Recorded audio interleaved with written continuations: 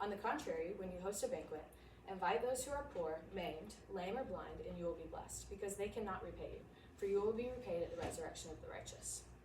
We are also told in Matthew 6:20, during the Sermon on the Mount, that we are to lay up for ourselves treasures in heaven, not on earth. That where our treasure is, there our heart will be also. And I think when we treasure community, we join in on Christ's work, and join in on something that's much more valuable than worldly possessions.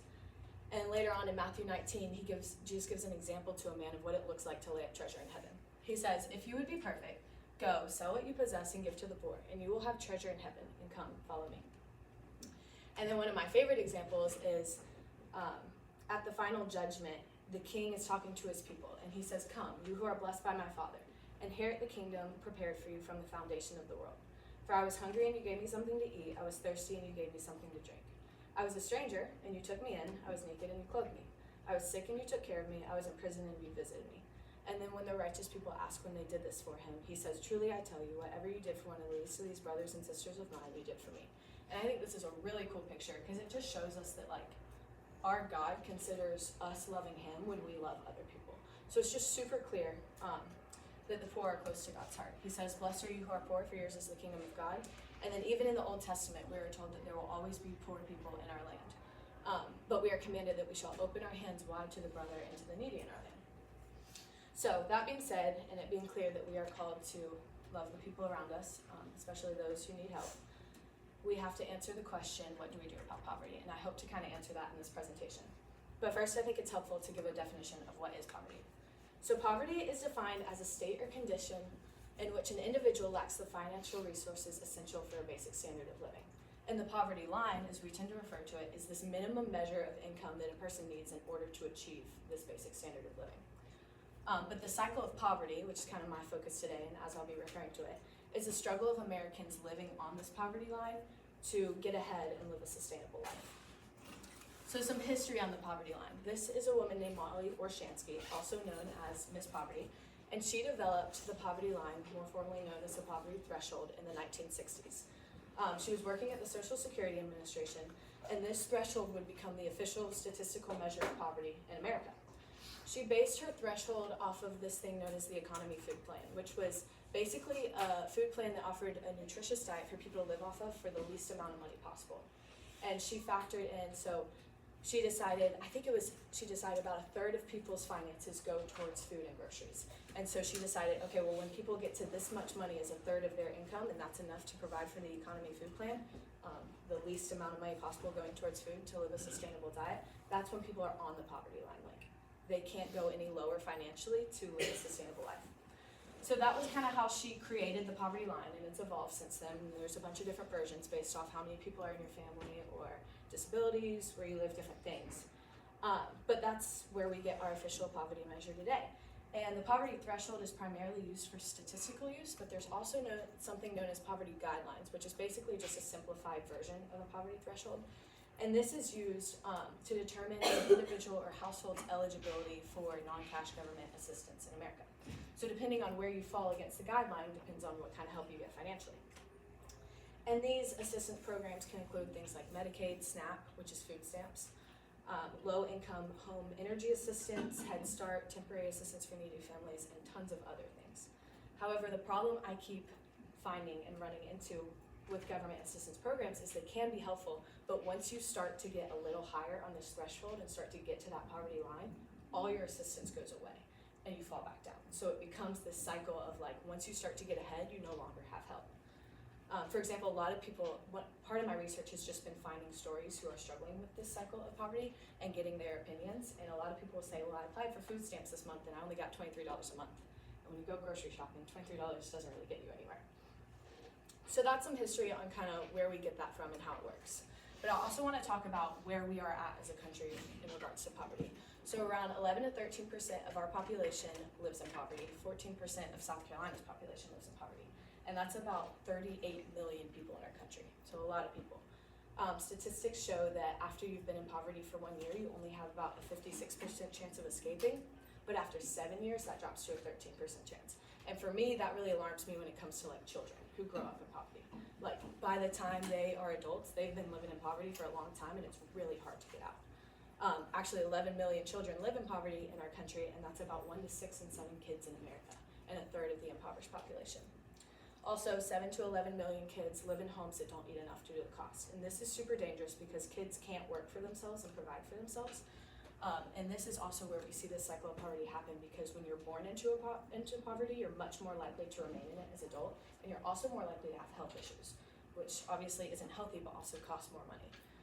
So a lack of quality food, education, and quality care for children feeds the cycle and becomes super dangerous for them.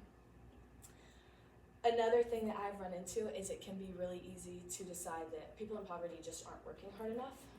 Even 50% of the American public showed in 2001 with a survey that they thought a lack of motivation was a primary cause to poverty. And maybe in some cases it is a cause and it plays a role, but there's a lot of other things that play into causing poverty, and there's clearly a lot of people who are working really hard to get out of poverty, but they just need community to help. Surveys also indicate that the poor prefer work to receiving help from the government or families. So I want to look at some other reasons for poverty.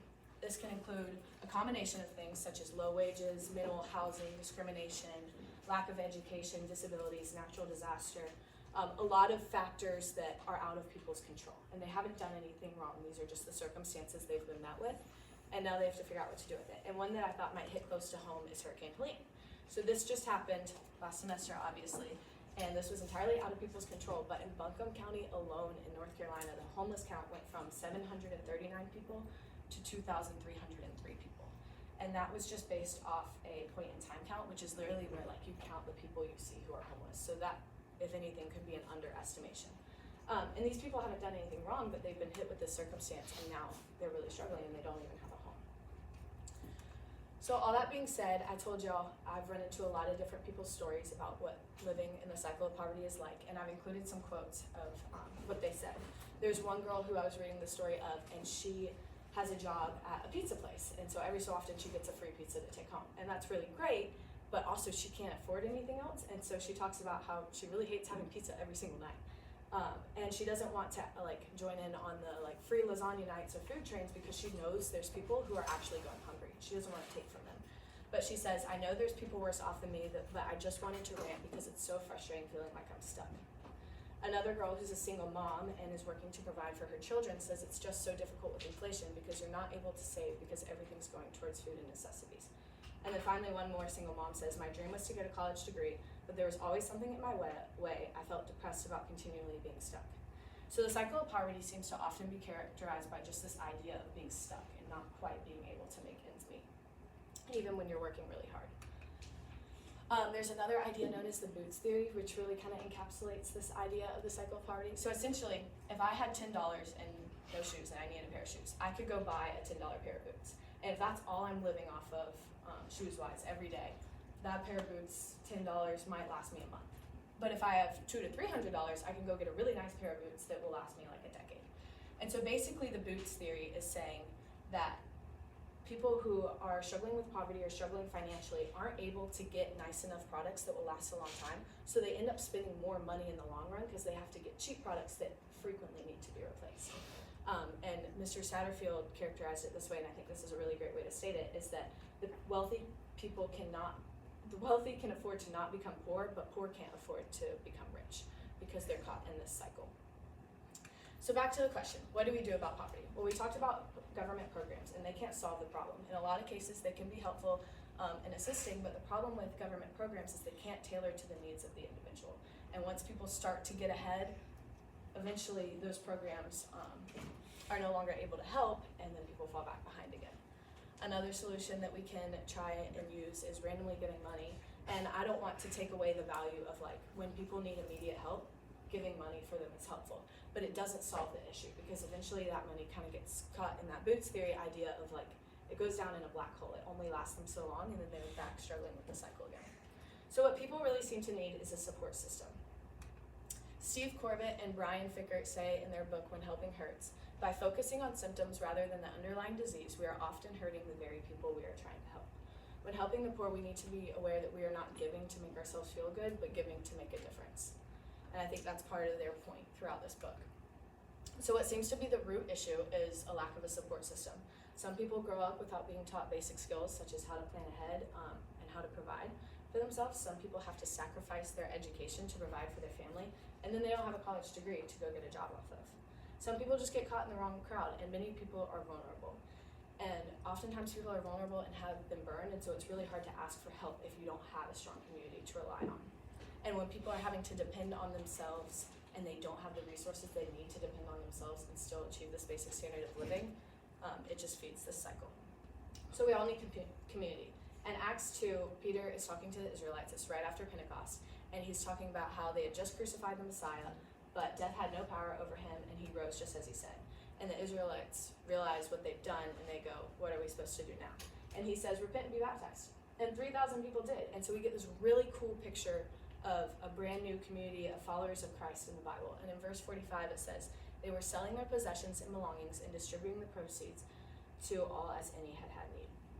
And I think that's just the reality of the matter, is that we need community. Unfortunately, like the way I operate is I would love to give y'all a 3 or 4 step plan of how we can contribute to solving the issue of poverty. But really, I think it looks more like we have to insert ourselves into other people's situations, and we will also have to experience the pain of poverty and struggling in order to build community that helps people get out of poverty. So that's kind of the idea of like mourn with those who mourn and weep with those who weep. And I understand that not everyone in this room can give the same amount of effort into helping people who struggle with poverty, and everyone's called to different things. So I put organizations up here who I think are doing that. They're working to make this long-term change. And back to that idea of when helping hurts, if we really want to help, we need to make sure that we are supporting people who are working towards that long-term change and building that support system. So one way to help build this support system is to get to know those in your community who are struggling financially. And that can seem like hard to do, like how do you do that? But one way is to get plugged into these organizations, and then also, like I was saying a second ago, like not everyone is able to do the same amount of work to help people. And so if you're not called to like go work at these organizations or volunteer, you can support them in their work financially. And that's where I think donating money really goes a long way, because you're joining in on a work that's already making a difference. Also, I encourage everyone to approach poverty with an open hand. In my experience, as I was kind of saying at the beginning, it can be really easy to see poverty and be like, well, I don't know what I'm supposed to do about it. I'm not even sure that I am supposed to do anything about it, so I just don't. Like, how do we know it's just not other people's fault? But I think we need to approach what we've been given with an open hand and be willing to give based on what we have. And also realize that there are people who are really struggling and working hard to get out. And then also be aware of your words. As I was running into stories, like I would read stories about people who grew up financially struggling and then got told that they were never going to amount to anything in life. And these are people who like are about to have to drop out of school in order to get a job to provide for their family. So when 1 to 6 or 7 people in South Carolina alone are struggling with poverty, that means words like that resonate for decades with at least 1 to 6 to 7 people in your community, because being told that they're not going to amount to anything is actually like a really real fear and struggle for them. And so it was interesting to see that as a part of people's stories. It's like they believed words like that. So be aware of that, and then also be aware of like the difference in lifestyles. Like some of us have no idea what it's like to struggle with that cycle. And then finally, pray for others. So before I finish, I wanted to share a couple of the stories that I had found of people who are struggling with the cycle of poverty. And for Haley from Seneca, who I quoted earlier, she was raised by a single mother, but her dad was an addict who was in and out of jail. Haley experienced physical abuse and struggled severely with her mental health. She found herself in and out of the system as a teenager, and eventually she too became a single mom of 3 children who she had to provide for, but she had no degree. The cycle also looks like Justin from the west side of Greenville, who grew up in a single-parent home and struggled with housing insecurity as a kid. As a kid, Justin had to care for his family, often at the cost of his education. And his sophomore year of high school, he actually had to drop out of school and get a job in order to provide for his family. Justin said that he never saw himself getting married. He really didn't even know what it was. It was hard to want it because he had never seen it. And it also looks like Allie, a single mother who grew up in a community that taught her to make poor choices. She had to learn to depend on herself, but never had been taught the basic skills needed for life, such as planning ahead. Without a car, it is hard for her to get to job interviews and also take care of her child. And finally, I think it might just look like Jesus 2,000 years ago, who the Bible says had no place to lay his head. But because of communities and organizations like these, Haley eventually joined the Ripple of One, which is a program that offers mentorship and counseling, educational and financial assistance, and it plugged her in with a team that was able to get her a job and get her a college degree. And then also, Justin's story one day collided with the Leap Collective, which was actually founded and is led by someone named Cam Hill, who's come to speak at Southside a few times, so y'all might recognize that name. But Cam ran into the Elias program, which hosts open gym each week for anyone who wants to come play basketball. And Justin joined the game and found Elias to be a place of community where he could lean on adults who saw him for his God-given potential. And now he works as a program coordinator for Elias, so it also gave him a job. But what I think is the coolest part is now he is married and a father to his children. And he was the one that said he never even saw that as a possibility. And then finally, Allie got connected with a mentor who's actually my grandmother, and who has been a person to help her plan and listen to her struggles and ideas, and is able to give her a ride to an interview when she needs one. My grandmother said that she was learning to care and depend on herself while we were learning basic needs such as how to plan ahead and how to do math. Allie is no different than us, but like the rest of us, she needs community. But because of community, progress is starting to happen for her. So these three people and many more are all members of our community, and they're our neighbors. And we are called in Matthew 22 to love our neighbors as ourselves. And I think this is one way we can do it.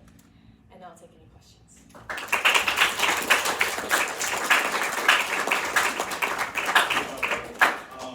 Yes, y'all have any questions or comments for Lila? If not, I can get started. All right, Lila, so first of all, great job. It's a big topic, and it's another one of those, like, a few of y'all, when we started the whole senior seminar project thing, like, it was a question of, like, we had a presentation on homelessness, we've had a presentation on some other, like, adjacent issues, and the question is always, like, is that okay? Or is it okay if we do something that's similar? It's like, have we heard any repetition so far? Have we, or is this getting to be no, like, it's a big enough issue to where we need a lot of different angles at this, right? So good job on that. Like, I think it's a really big topic that you covered. Something that you mentioned was really interesting, and I don't know that I caught it. Like, maybe you can expand on it a little bit. Is there so the question is, do people who are struggling with poverty, do they generally want government help? You kind of mentioned, and maybe I just heard it in passing and heard you wrong, but like, it seems interesting if people in poverty would rather not have government help, what do they want? What would they prefer? Does that make sense? Yeah, so I see what you're saying. So surveys that I ran into did indicate that like people would prefer to receive work on their own than government assistance or family assistance. So I think yes, like everyone's ideal scenario is to be able to be financially independent and relying on themselves.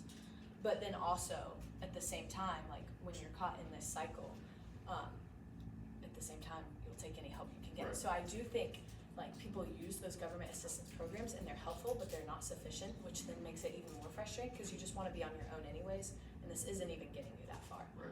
But you also take advantage of the resources you have at hand. So that's why I think where I kind of concluded is like, well, when we have a support system and people around us supporting us, then you kind of can get to that work on your own and become independent. Yeah. Well, and the reason I'm asking is like you mentioned earlier, I like how you took a while to get us thinking about like sometimes we have these, for lack of a better term, excuses in our mind that make us feel a little bit better about the situation and feel a little bit better about not having to do everything. And that's one of them. Well, these people just want handouts.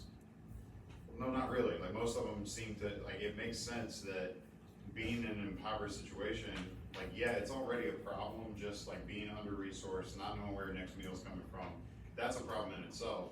But then socially, like there's almost a shame to it. Yeah. That to ask for a handout. You know, yeah, you like the lady that you mentioned, you got those that are just kind of shameless. They're gonna ask even when they don't need it. Yeah. But I think it's really important, like a value of this project and the statistics that we're mentioning, it's really important for us to recognize, one, that's not everybody. In fact, that's not even most people. Most people, I mean, how many of us would be willing to need to ask for help? We don't even want to be in this situation, much less make it somebody else's problem, right? And that's the reason I'm asking is because, okay, so whatever's in our mind where when we see these people that need help, if the idea comes about, well, they just want a handout. Not usually. They would love to not have to have the help. that's just how bad off they are. Yeah. Right? So I think that helps us think through this stuff. All right, that was the easy question. Here's the tough question. Along those lines, where when we see people wanting handouts, and we start doing that the mental gymnastics of how can I think about this situation to make myself feel better? A lot of the times what happens is we start thinking about the stories that you told, the lady, eating an expensive meal when she was just asking for a handout. We think about all the people who are playing the system. We can all tell stories of people who probably could be doing better than themselves, but they're a part of some program where they don't have to. Here's my question. Should people's choices factor into how much help we give them? In other words, you got two people impoverished. They need help. One person is impoverished because they made a bunch of really bad choices. They're not learning their lesson, and these are the consequences of really bad choices. Then there's person B who never chose this. This was the hand that they were dealt. I know what my intuition is, that I'm more willing to help person B than I am person A. From a Christian perspective, should that matter? So this is actually like a question that I encountered of like, okay, how do we approach that? And what I think is interesting is I don't really see anywhere in scripture where it's like, help the poor who really seem to be the ones who really want it, And also I think there's also like this balancing act of like, there are some people who just don't want help, and like you can try, but there's only so much you can do. But what also has been interesting is like those people who seem to just like not be working hard or making poor choices, oftentimes that's actually a product of something else that happened in their childhood, of like they were raised in such a way or in a community that taught them to make poor choices. And so maybe it's like a different kind of help that they need, but like it comes back to that idea of community of like, yes, I do think we're still called to be the hands and feet of Jesus and do what we can to support people like that, even if it looks differently than like we would handle it, Like we would be like, well, help yourself get out, stop making those poor choices. But like, at least for me, I don't know what it's like to grow up in a world where like, that's what everyone around me did, and I don't know any different.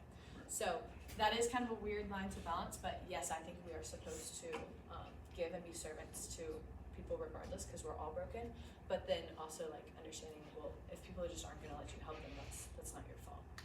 Great, good answer. Anybody got any questions or comments for Lila? Sophie. So like if you, what would you say you do if there's like a person on the side of the road with a sign? Like, is it beneficial to give them money and help them, or is it better to like save that for an organization or something? And like when is like the point where you think doing that is more to like make yourself feel better compared to actually helping? So I know like kind of my whole point was to get to the idea of like long-term change in community, but that isn't meant to discount the help of like, sometimes all you can do is surface level help, and that gets a person through a day and makes their day. So I don't think like my answer is not no, don't give money to people who are asking for it, who are maybe homeless. Me and my dad were actually talking through this of something that he has run into that he has felt like has maybe been super beneficial is like, well, in those scenarios, we don't really know where people's circumstances are. We don't know when we're trying to be taken advantage of, and maybe sometimes we just shouldn't let it matter. But what he has done a few times is like been like, hey, let me take you to this restaurant and we'll sit and eat together. And so even in just those few moments, he's like, hey, what's your name? How can I get to know you? And then if you are plugged into like nonprofit organizations like the one I was putting up, you can be like, hey, I know these people at this organization, maybe they can help you. So for every situation and every person, it's different. Like sometimes I also think it's just not safe for like teenagers to just like approach people that they don't even know. So that's where I guess prayer comes in and like wise discernment, but I do still think like, yes, we can be helpful. Maybe it's in the version of money, because sometimes that's what people need. Maybe they don't need a meal. Maybe it's in the version of going to share a meal with them and kind of build that community. But then also I think it's a really cool opportunity to be able to point back to people who can actually make a difference in their lives. Yeah, there's so much of it that's just a matter of prudence. Like, so previous years we've had presentations like this, and I'll never think. It was a really good presentation, as was today's, and student walks up afterwards, she was just distraught, like, man, we really need to be doing more about this, but you could tell like there was some guilt in her face, and so she's asking like, Mr. Satterfield, like me and my friend, we stopped by a gas station and we were filling up the car, and it was like 8 p.m., not too terribly late, but it was getting dark, and a homeless man approached us asking for money, and we just kind of like ignored him and got in the car and drove away. And my comment to her was like, as you should have, like, there is, like, I'm glad you brought up the word safety, because, I mean, what we just had, maybe it was a different class, like, there are abductions, right? There are issues where, that's why these organizations become so incredibly important, because it provides a level of prudence that enables us to do more work together, right? Yeah, and that's kind of what started me on this topic, is like, I've run into scenarios like that, where it's like, what do I do? Like, I don't want to deny people help, because I don't think we should do that, but also I do think, like, clearly there are people who play into that role for another reason and to take advantage of people. So just because you run into someone who's asking for help doesn't mean that person is actually someone who needs help. It could be someone who's actually trying to take advantage of you. And not that that's the norm or the most common scenario, and that also doesn't mean we can't help them. But finding smart and wise ways to help, and sometimes that even looks like getting a group of people and then trying to go find people who maybe are on the side road asking for help, and just making sure you're doing it smart. Because yeah, I definitely don't want to be like, y'all just like go approach random people, but I do think there's a good, helpful, and smart way to do it. And my problem has been like, I don't see this as a good, safe thing for me to do, so I don't do anything at all. And I don't think that's right either. So. I mean, call it, this may sound a little hokey, I think it's brilliant. I know of families who will on a regular basis spend some time, like it's kind of like this family activity or whatever, where they will put together bags, like quart bags of stuff, and it's like, stuff that people need. There's a little travel toothpaste and soap and stuff in there, and then maybe some snacks that won't melt in the sun and all that stuff. And probably the smartest move I think I've ever seen somebody make on that front. And so like as a family, they'll make several of these things and just store them in the car, so that whenever they come on that intersection, somebody's holding a sign, they can hand them this, this is some help that will hopefully help you through the rest of the day, maybe.